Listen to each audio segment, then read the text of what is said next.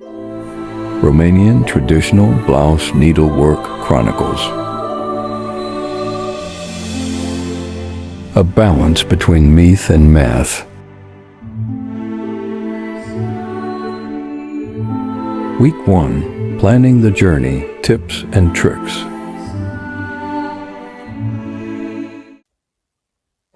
Making a Romanian traditional shirt requires far more than mere embroidery. It's not just a flat, beautiful piece hanging on a wall or set on a table.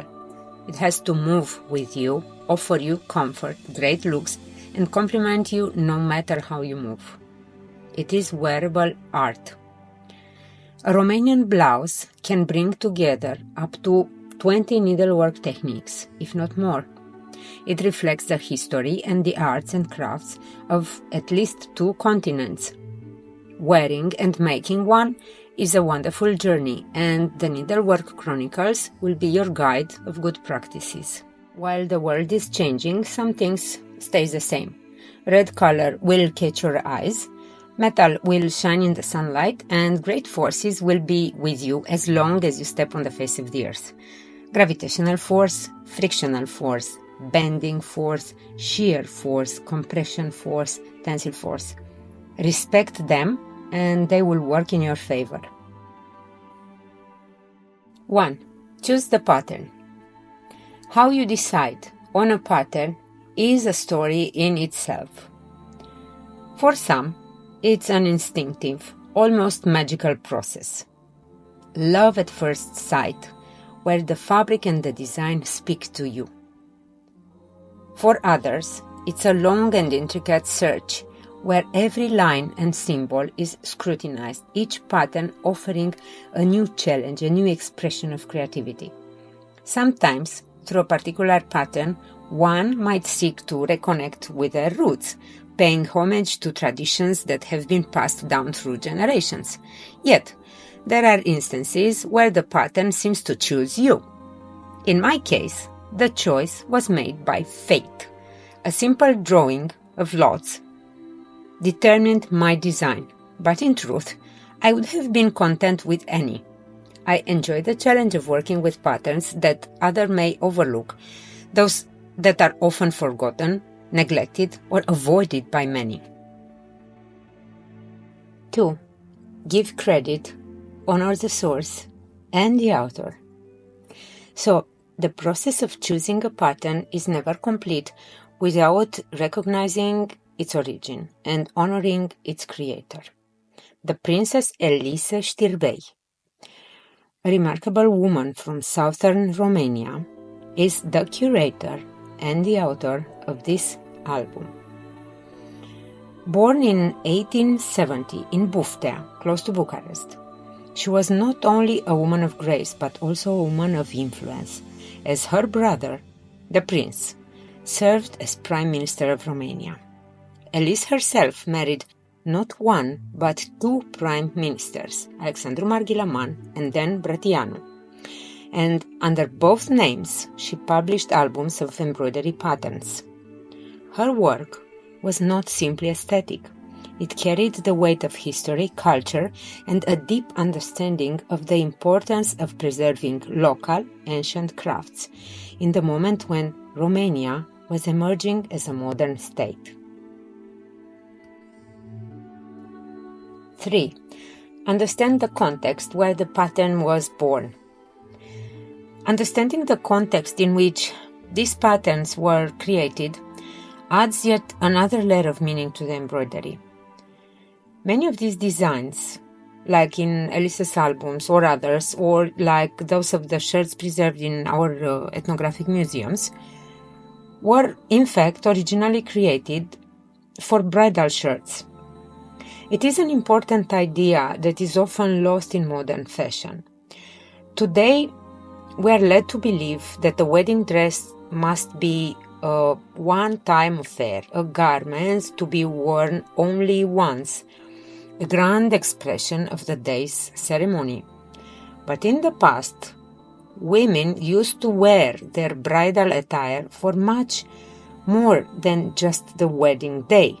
These garments were symbols of a new beginning, of an important ceremony, and the tradition of wearing them again for another special occasions was not just practical but meaningful. It makes no sense, really, to put so much effort, to invest so much in great attire only for a day. In times past, young girls began preparing for their future roles as women, wives, and mothers while working on their dowries and bridal attires long before the wedding day. 4. Study the old, original shirts from the area, as many as possible, the whole attire if possible. Please remember that you don't have to get obsessed matching the colors of your yarns exactly with those of the print. They are only a convention, not a color chart. And we are talking about different materials and technologies which have evolved. And this is also valid for the lines we see in the drawings. They are represented as fine lines, so we can follow them with ease. But Romanian embroidery is known for its richness and abundance. The thickness of the yarn we embroider with is a different story. It has to be as rich as possible. Romanian embroidery is generous, full, plump. It has to express abundance. We'll have to use the yarn doubled in most cases. 5. Read the pattern and make sure you don't miss any information encoded there between the lines. An old printed pattern offers a foundation, but it does not dictate every step you have to take. The exact number of repetitions is determined by the choice of fabric and the desired effect on the garment's final shape, which should be according with your silhouette. Also, each individual embroiderer may use a different amount of thread depending on how they navigate the pattern, much like a driver using a map with various routes to the same destination. Yes, precision is important, but flexibility is also key. The process is also about your personal interpretation. Whether using a pencil to sketch out the pattern or letting the fabric guide your needle, it's essential to work in a way that allows the design to unfold naturally. Roughly, a shirt requires 100 grams of silk yarn at least. But again, each person might have a different consume of material according to the route they'll take with a needle. As a driver, you have applications to guide you to the destination, and you can choose a faster route or a shorter route. For embroidery, you have to decide and do it yourself, and best is to work with pencil and paper. Working with a needle won't always be so comfortable. You'll have to rotate the fabric as you find it fit. 6. Create a ritual. As you embark on this journey of creating your embroidered garment, it's helpful to create a moment when you can honor the significance of the task before you.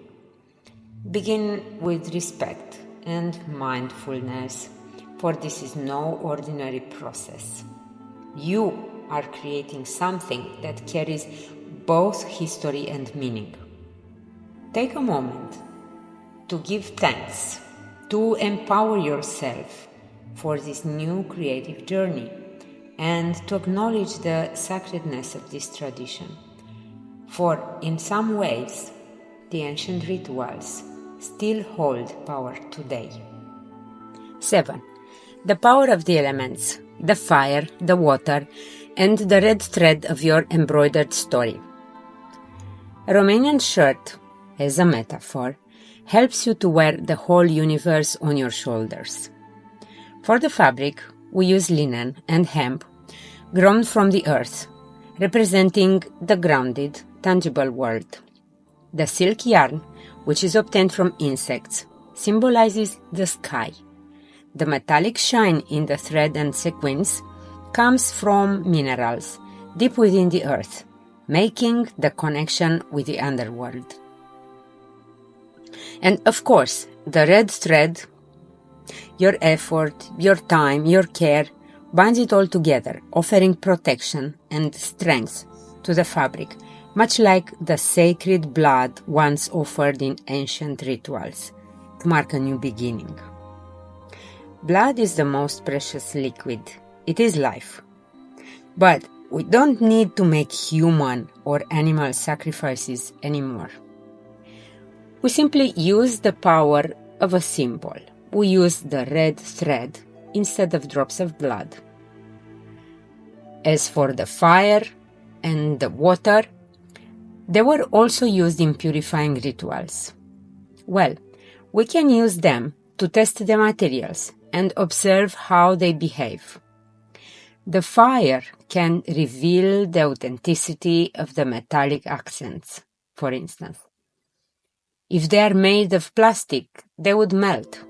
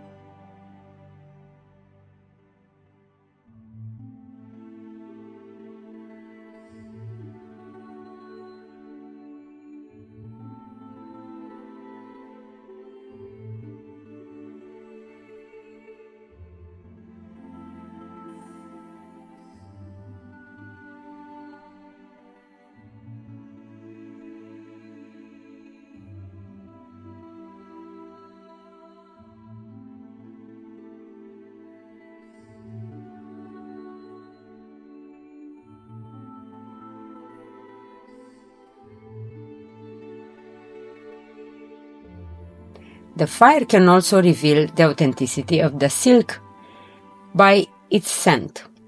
Mulberry silk is protein fiber, and when burned, it will smell very similar with burned human hair.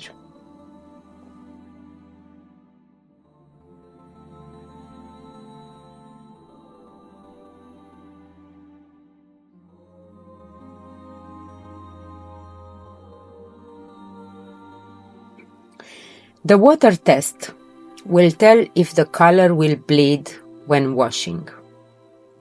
If there is excess of pigments in the silk yarn, they will color the water or they will stain the fabric we use for this test.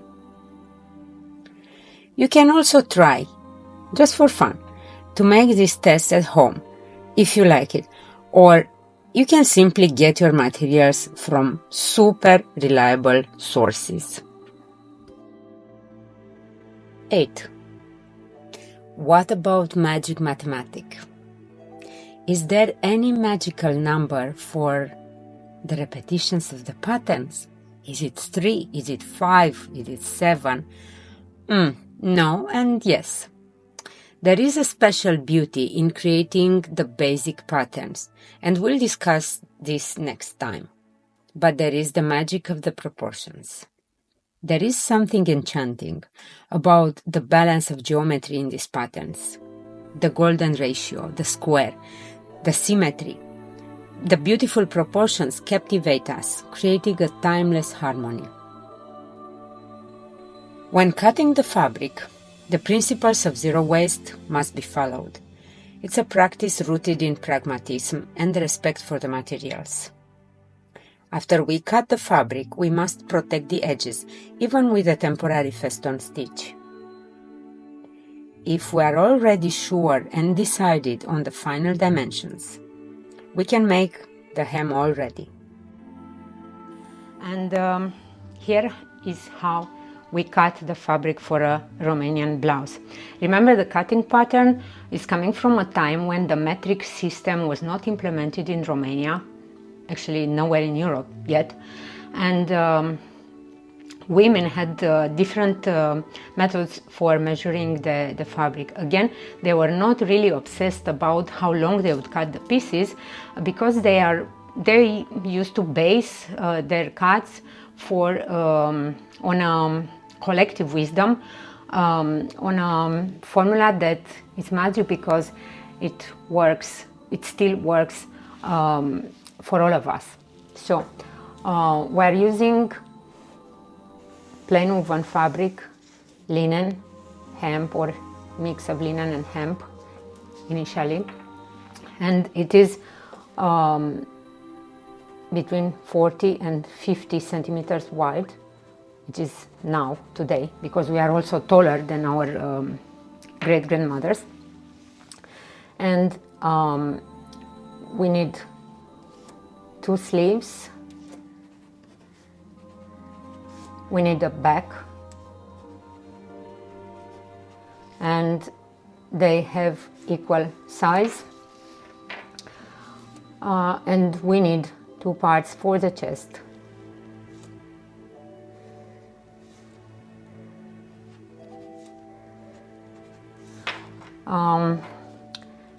As I cut them for my own silhouette of 60 centimeters each, I'll have 1, 2, 3, 4, 5 pieces of 60 centimeters, which is a total that has 3 meters long, which is actually 300 centimeters divided by 56 width of fabric. Magic. I have no leftovers, and I'm going to show you how I obtain the needed pieces for the shoulders and for the cuffs as well. I'm going to have them obtained from the chest, which is too rich to stay, too big to stay. It's going to be too wide if I make it 1 meter long. So I'm going to remove these pieces from the chest, and I'm going to use them for everything else that I need. Altița, shoulders, and cuffs, as we call them, bracelets. So I made the cut already because I already started, and I'm going to show you to prove everything that I've said. This is the back.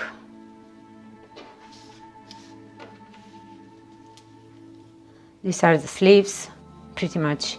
Oh, this is the chest, sorry.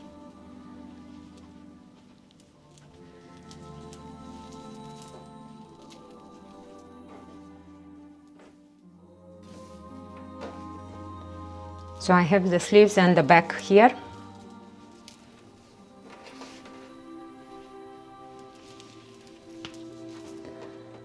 So I have the sleeves and the back here, same size, as you can see. I didn't use a meter, so I'm not obsessed if there is a few millimeters missing from one piece or another, but I did it quite well. The back and 2 sleeves. And here is the piece from for the chest.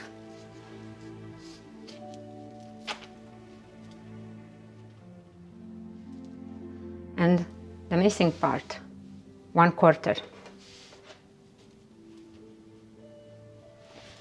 So what does it mean? That from this piece that I had for chest, I bend it in half, and then the other half, and I cut here. And this is where I place this piece of the fabric that I call shoulders,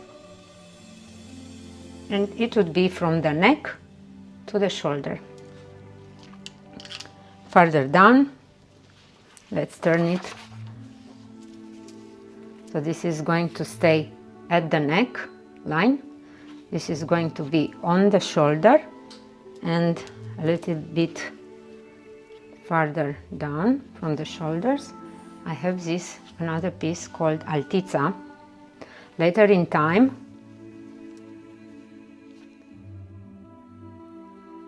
Altița was created from just one piece of fabric, but the older cut sometimes uses the fabric like this. It's more efficient. And as you can see, all the pieces are already protected with a temporary feston stitch. I prepared the double little holes for further needlework, which means connecting this piece of fabric with the others. I already started the pattern. As you can see here, I don't know exactly how far I have to go right with the borders, so I just removed the needle. I left the thread here to continue when I will know exactly how long do I have to go. And this I will find out as soon as I will see how wide is the pattern. Of course, I could simply count the points from the shoulder where I already decided the final length, but I'm not going to do it. It's no point to waste the time. I prefer to use the time exploring different texture for this pattern, because I'm not decided yet if I should use the silk thread in one or doubled to offer more volume, as I did here. I'm not yet decided, or let's say I'm not pleased with the technique that I used for these elements. So I'm waiting. I'm not going further with this. I do progress on the other pieces. This is the spine, the backbone of the pattern. I'm going to show you how I created it. So I extract smaller pieces of this labyrinth, and I am very careful how I count now to make sure everything is right. And further later on, when I make the embroidery, I don't need to count threads anymore, because the backbone is here. This is a grid for the rest of the pattern, right? And as you can see, this is the chest, and I already started working on the other half of the chest. So this one is here, this one is here, let's say. And for the chest, I already prepared the mouth of the shirt. This is how we call the opening on the chest. As you can see, there is no flat hem here, as I showed in previous tutorials. This is just rolled hem, as it was created in the past, before the fashion of the flat hem came from Western Europe through embroidery books.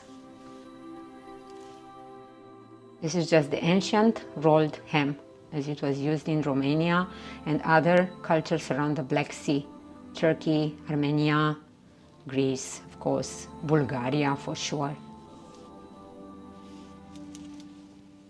This is the pattern on the chest. Again, I'm creating the backbone of the pattern and filling it later with extra volume, color, texture. I started with a base of cotton thread, and I'm adding silk. And somehow, sometimes I like to alternate what I'm working, because I have different working environments. A Romanian shirt is very portable. You can work anywhere, because you can simply fold one piece, and this is how it fits in your purse, along with a needle and a yarn. And you can really work anywhere, on the train, in a cafe with your friends. This is all you need. No frame. Romanian embroidery is created without using a frame.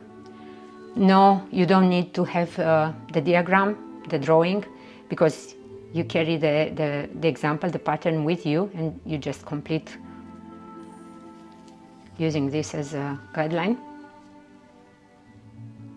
So I've started everywhere, and I can continue when I have 5-10 minutes. I can already make a small progress. It's very portable, on the go, embroidery on the go. And here on the other side of the piece, where I'm about to connect it with ancient needle lace techniques with other pieces of fabric, actually with the shoulder and with the altezza, I already started to create the base for ancient needle lace techniques that are going to be in the air and finally connect with the other pieces of fabric. Here along the neckline, I created a temporary protection, this feston stitch, that I'm going to remove in the moment when I will decide how to make the final protection for the fabric. Most probably it will be quite similar with this one, if not enriched with different accents of color. So I will decide about it after I'll create the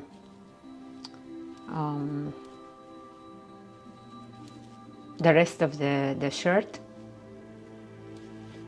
I will take the decision and I will create these edges for all the pieces in the same time to make sure I'm using the same tension in the thread to look uniform, to look constant.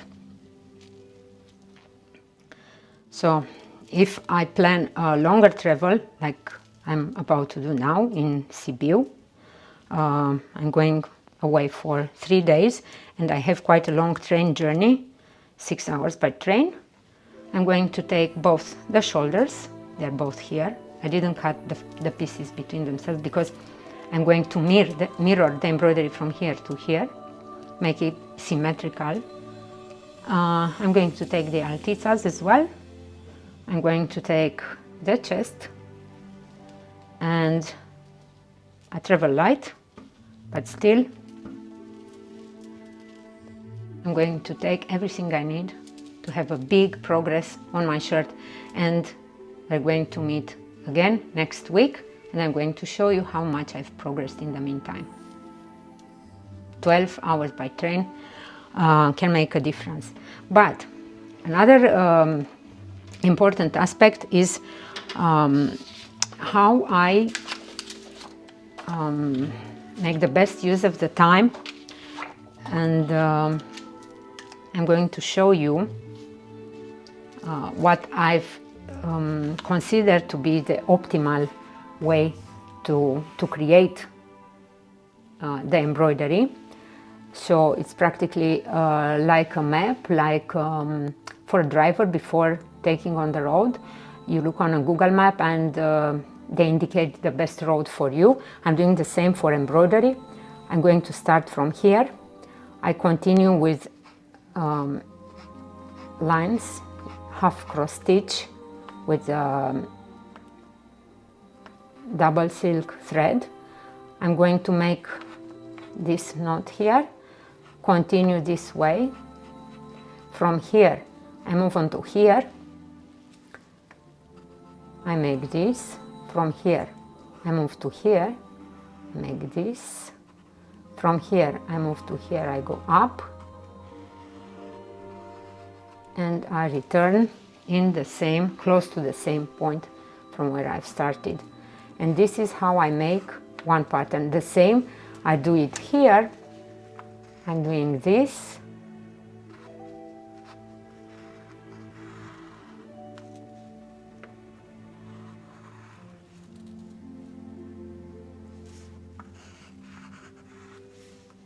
From here I return, I create this, quite like this. And I'm going to show you when I return, if I don't finish the altezza in the meantime, which I think I will not. Even if I make a huge progress, I will leave one bud unfinished to show you how I'm using the thread and what type of embroidery stitches I'm using for this.